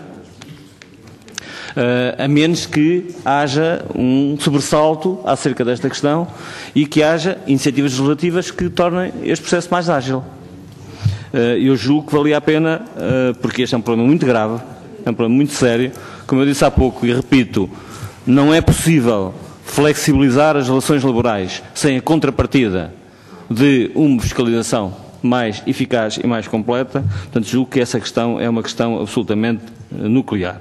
Portanto, e é o principal motivo de preocupação e que nós devemos assumir as nossas responsabilidades nesse domínio. Obviamente que todas as outras questões que derivam de fragilidades do ponto de vista orçamental são questões sérias, nomeadamente em termos informáticos e o salto que se poderia dar em frente. Agora, o que é menos justificável é o facto de a ACT estar num vazio de enquadramento legal. É provavelmente compreensível porque a ACT foi alvo de um processo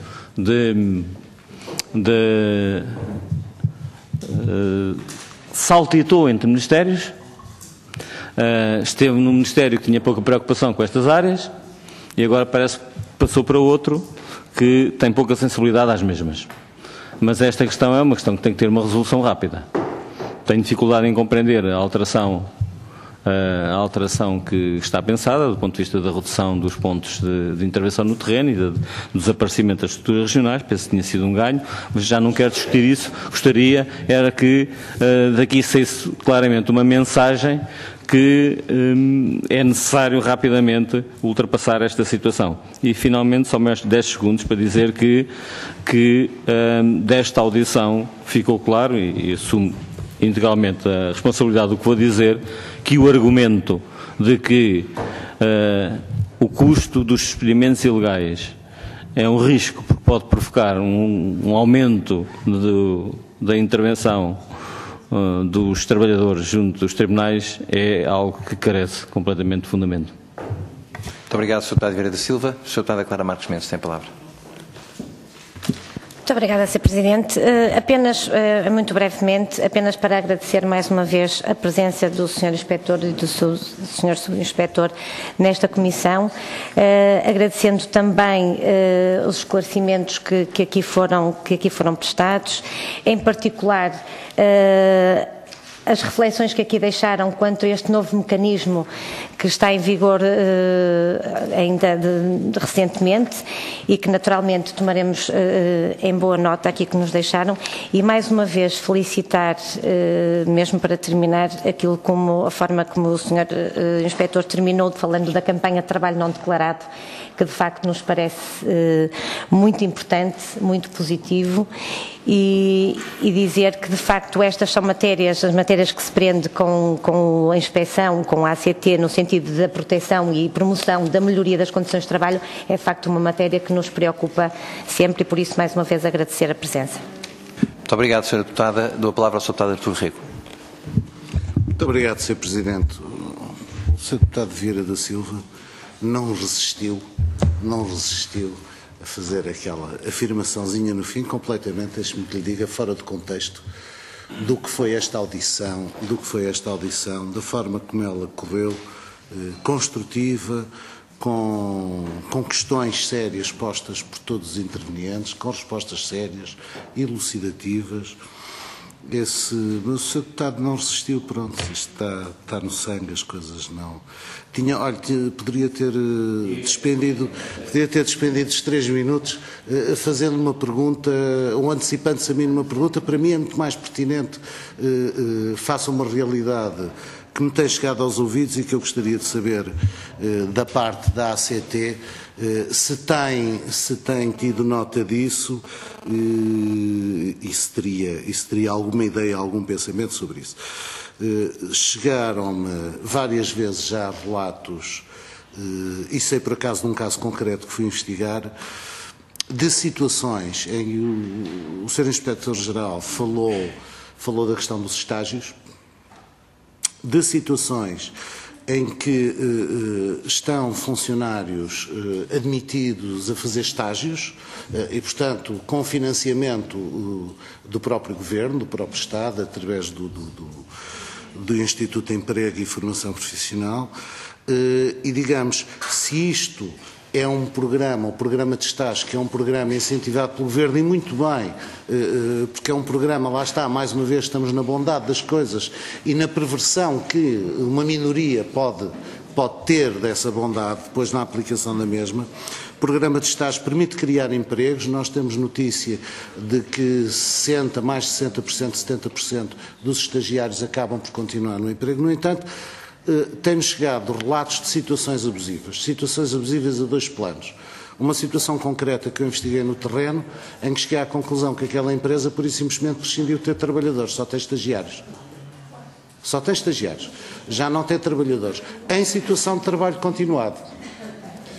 E a outra situação que me chegou aos ouvidos, e isto são vários relatos, sei de que uma minoria de empresas abusivamente está a recorrer a este tipo de estágios, quando acaba torna a ir ao Instituto de Emprego buscar outro estagiário, ou seja, há uma necessidade permanente de trabalho que abusivamente está a ser preenchida recorrendo aos estagiários. E, portanto, eu gostaria de saber da parte da ACT se tem tido também queixas e relatos disto, e se, pela sua prática e decorrência do dia-a-dia, se tem algum pensamento formado sobre como poderíamos obviar a isto e tomar medidas e remédios concretos no terreno, alterando a modulação dos estágios e a sua formulação, de forma a que os estágios possam existir naquilo que é bom neles, que é incentivar a entrada no mercado de trabalho e a criação de emprego para jovens, não permitindo que esta minoria use e abuse desses programas para suprir necessidades permanentes laborais. Esta era uma questão que para mim era relevante e lá está. É uma questão que eu tenho pena que ninguém tenha levantado aqui ainda. Muito obrigado.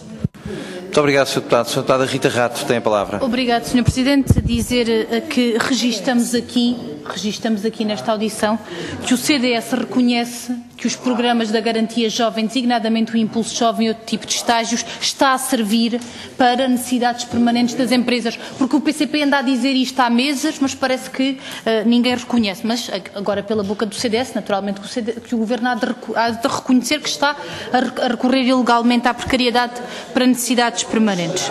Dizer que, sobre a questão dos falsos recibos verdes e a questão do uso abusivo dos contratos a prazo...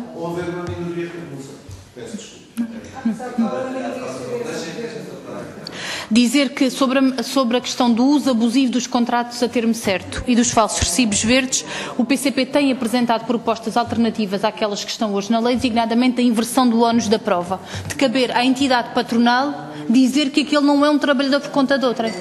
E, portanto, esta foi a proposta que foi discutida e que foi rejeitada com os votos, creio que do PS, do PSD e do CDS, mas que continuaremos a intervir. Também dizer que sobre isto o PCP apresentou uma proposta que foi discutida recentemente, que era a criação de um Plano Nacional de Combate à Precariedade na administração pública, que permitia exatamente reconhecer onde é que os contratos de emprego e inserção, onde é que os estágios, onde é que as formações em contexto de trabalho estavam a suprir necessidades permanentes, que também PS, PSD e CDS. Nós também não esperamos tudo do CDS. Reconhecem, registram uma coisa, daí a aprovar propostas para alterar a situação, também não fazemos grande fé nisso. Dizer outra coisa, sobre a questão da lei orgânica, foi uma preocupação que retivemos, e eu posso não ter percebido bem, mas queria perguntar ao Sr. Inspetor se significa que a publicação da lei orgânica da ACT pode vir a resultar na transformação de 32 centros em 18 apenas, com os impedimentos que isto pode ter no acesso a estes serviços, porque 32 para 18 estamos a falar quase de metade, e, portanto, de tornar ainda mais difícil o acesso dos trabalhadores à ACT e a este tipo de serviços, porque ao ser assim, de facto, é gravíssimo que isto aconteça. Dizer também outra coisa. Nós entendemos que o Sr. Inspetor-Geral nem foi aqui muito exigente. O Sr. Ministro da Tutela há de reconhecer que o Sr. Inspetor-Geral até foi minimamente razoável. Disse aqui que 60, 80 no mínimo já seria interessante e, portanto, nem sequer está aqui a dizer outra coisa que seria provavelmente uma proposta do PCP, porque entendíamos que isso é que obrigava ao cumprimento da lei e da Constituição. Por isso entendemos, eu estou a dizer que provavelmente se fosse o PCP exigir o reforço do número de inspectores, iríamos muito mais para além disso, designadamente porque o Estado português está obrigado a instrumentos internacionais da OIT que obrigam a esse cumprimento e, portanto, não é de qualquer irresponsabilidade, é só de fazer cumprir às responsabilidades do Estado aquilo que são obrigações ratificadas internacionalmente. E, portanto, só dizer isso. Mas esperemos que, pelo menos isso, tenha acolhimento junto da tutela. E dizer também o seguinte, nós entendemos que fica hoje mais claro que aquele chavão, passa a expressão, da flexibilidade das relações laborais, na prática, a única coisa que significa é a desproteção da parte mais fraca da relação de trabalho e do agravamento da exploração. E por isso entendemos que nenhuma alteração ao Código deve ser feita com este argumento, porque isto torna cada vez mais clara a realidade concreta de que na prática estamos a caminhar no sentido da desproteção. Dizer apenas também o seguinte, nós tivemos conhecimento, e termino mesmo, Sr. Presidente, nós tivemos conhecimento recentemente através da Presidente da CIT aqui nesta Casa, de que estaria hoje em curso, por parte de uma grande superfície, uma coisa nova que era a providências cautelares a pareceres vinculativos da CIT, designadamente no que diz respeito à autorização da alteração do horário de trabalho. Isto aconteceu numa grande superfície, que perante um parecer da CIT, que foi vinculativo no sentido de poder haver alteração do horário de trabalho tendo em conta a articulação da vida familiar e profissional, aquela grande superfície invoca e aplica uma providência cautelar. E, portanto, a questão, mesmo para terminar, que queria aproveitar para lhe colocar, era de perceber se têm conhecimento, se neste conjunto de desobediências que foram registadas no relatório, se a maior parte são de pequenas e médias empresas ou, pelo contrário, são de grandes empresas, designadamente algumas áreas da grande distribuição, porque isto também torna mais clara a questão de classe que está subjacente a este processo de relações laborais. Muito obrigado, Sra. Deputada. Tem a palavra a Sra. Deputada Mariana Aiveca. Muito obrigada, Sr. Presidente. Eu creio que os contributos que aqui vieram são de grande importância, nomeadamente para os aqui presentes, todos eles e elas legisladores. E, portanto, o Sr. Inspetor-Geral fez-nos aqui já um balanço do que é a alteração, portanto, a alteração do artigo 15A da Lei 63/2013, Obviamente que, na altura dessa discussão, o Bloco de Esquerda apresentou complementarmente projetos de lei que iam no sentido do cruzamento de dados entre Segurança Social, Autoridade Tributária, nos termos exatos que o Sr. Inspetor aqui colocou, porque isso é possível e é muito facilitador. Fizemos esse projeto de lei na altura. Aliás, o próprio espírito da iniciativa legislativa de cidadãos ia mais longe do que aquilo que foi o seu resultado final, depois de uma acesa discussão. Obviamente que desta iniciativa resultou uma alteração à lei que foi boa, se assim se quiser, mas ainda claramente insuficiente, como agora está aqui demonstrado, e por isso mesmo o seu Conselho convoca-nos exatamente para redesenhar uma outra alteração de aprofundamento e de melhor eficácia desta legislação, assim como do artigo 12º que eu levantei inicialmente, do Código de Trabalho, nomeadamente no que diz respeito não só aos falsos recibos verdes, cuja redação é absolutamente difusa quando fala na prestação de trabalho aparentemente autónoma e outras designações, o que dificulta no terreno, de facto, aquilo que é o trabalho dos inspectores, mas também numa outra questão que aqui foi abordada, que eu tinha inicialmente também colocado, e que tem a ver com as novas formas de dissimulação de contratos de trabalho, o caso aqui já evocado dos formandos estagiários, e veja só, e isto estamos no fim da linha do que é possível, ao aproveitamento do trabalho, permita uma expressão, à borla, e estamos a falar daquilo que é o falso trabalho voluntário, também figura agora exaustivamente utilizada. Isto significa, para nós legisladores, que há uma emergência numa alteração ao Código de Trabalho para dar a resposta às dificuldades que aqui hoje vieram, e por isso mesmo agradecer esta vossa exposição, porque de facto esta exposição contribui para melhorar as leis existentes, porque é evidente que o vosso trabalho será melhorado com mais meios, disso estamos em pleno acordo, temos vindo também a denunciar sempre essa circunstância, mas é a conjugação das duas situações. É a conjugação de mais meios, obviamente, mas é a conjugação de melhores leis e é fundamentalmente a conjugação de leis adequadas à situação concreta.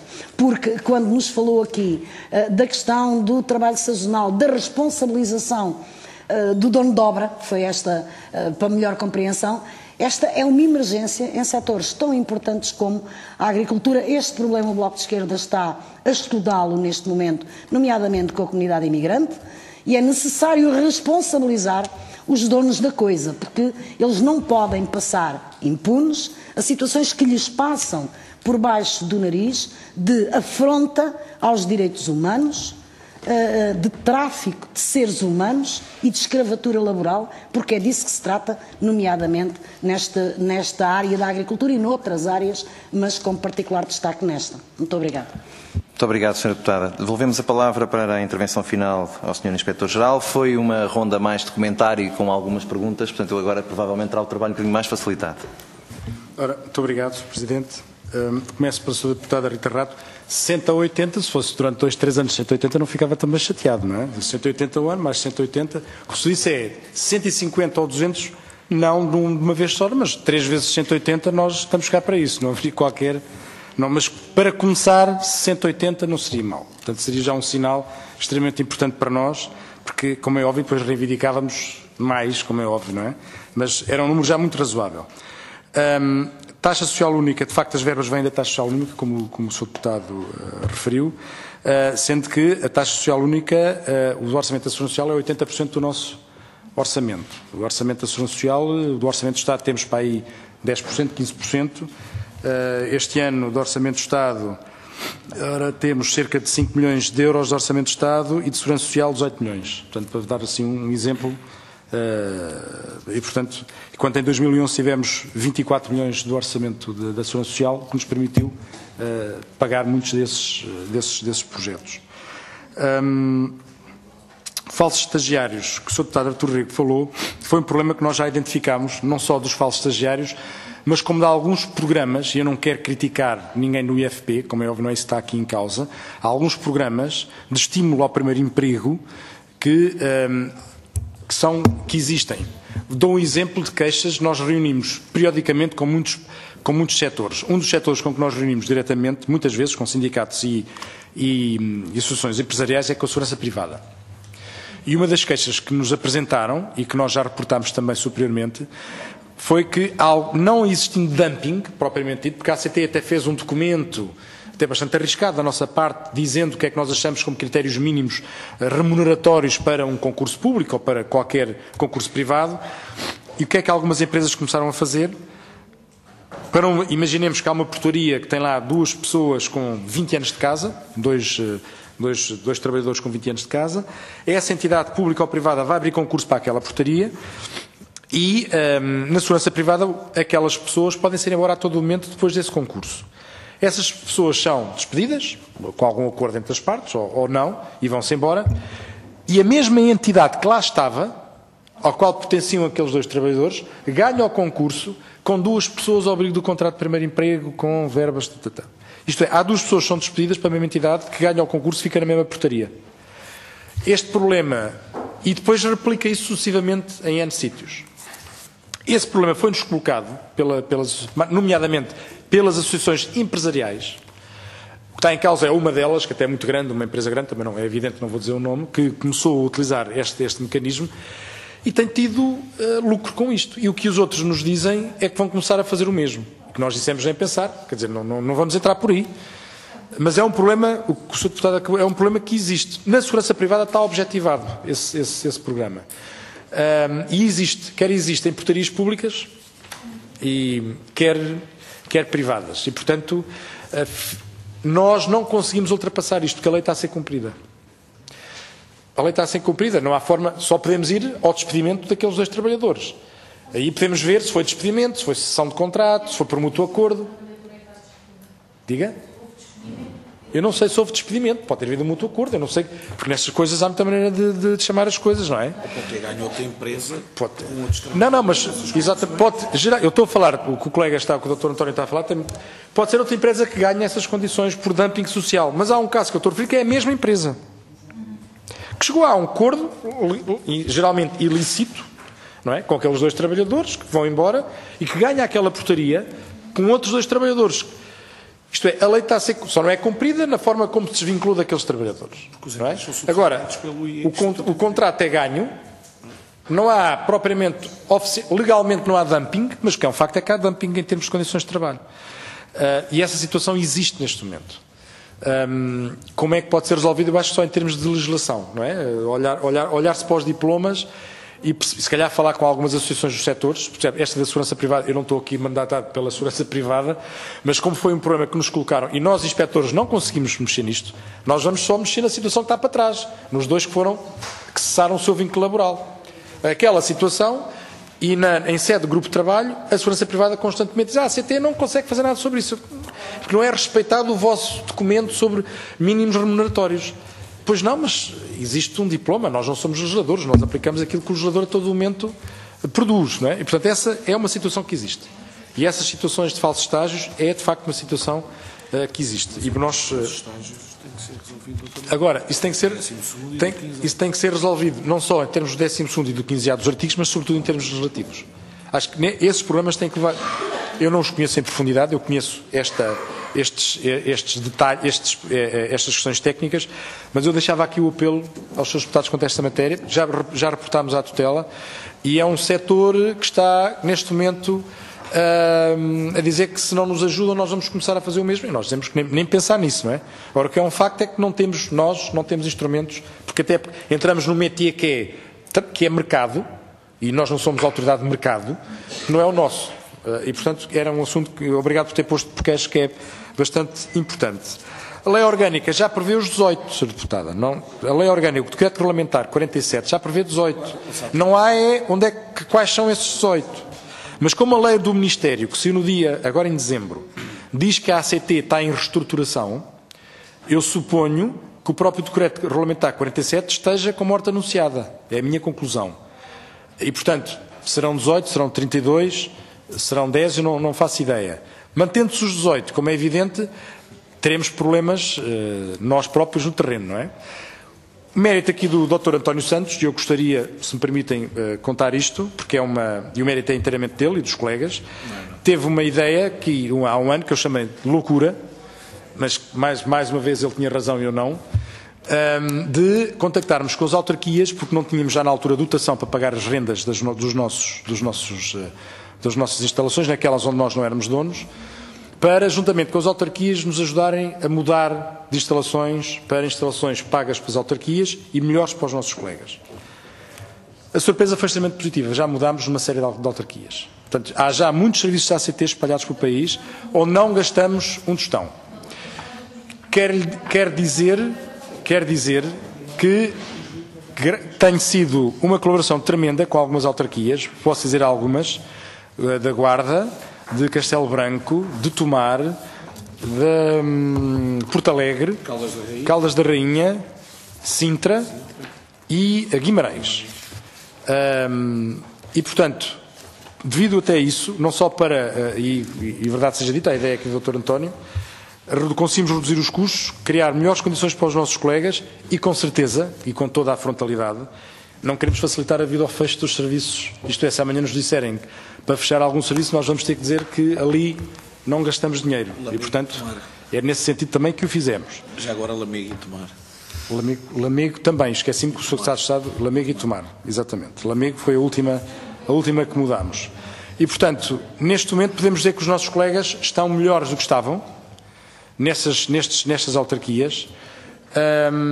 E, portanto, a ideia é uma ideia que tem um ano, o ideólogo foi aqui o Dr. António, e ele tinha razão e eu não, e neste momento temos alguns dos serviços, as pessoas estão mais bem instaladas do que estavam anteriormente. Estamos a falar de serviços onde o Estado não era dono, serviços em que o dono eram privados, porque há outras instalações que são nossas, e, portanto, nessas estamos a fazê-lo também, temos de tentar aqui em Lisboa, também não é o Estado que é dono, vamos tentar também mudar aqui em Lisboa. Participações ao Ministério Público, não lhe consigo dizer aqui se são para PMEs, se são para grandes empresas.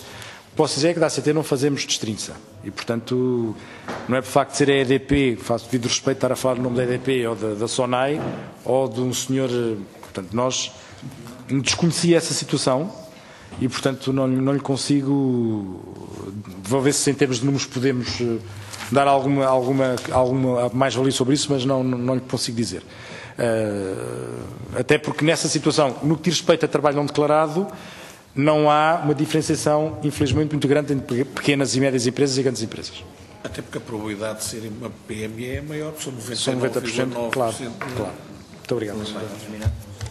Muito bem. Cumpre-nos agradecer a presença do Sr. Inspetor-Geral da ACT e do Sr. Subinspetor-Geral. Enfim, foi uma audição que nos deixou pistas seguramente e sugestões para melhoria, deixou-nos também alguns alertas, e isso é importante e, enfim, continuamos nestas audições na próxima quarta-feira pelas 10 horas e seguidamente ao meio-dia. Mais uma vez os nossos agradecimentos. Muito boa tarde, muito obrigado.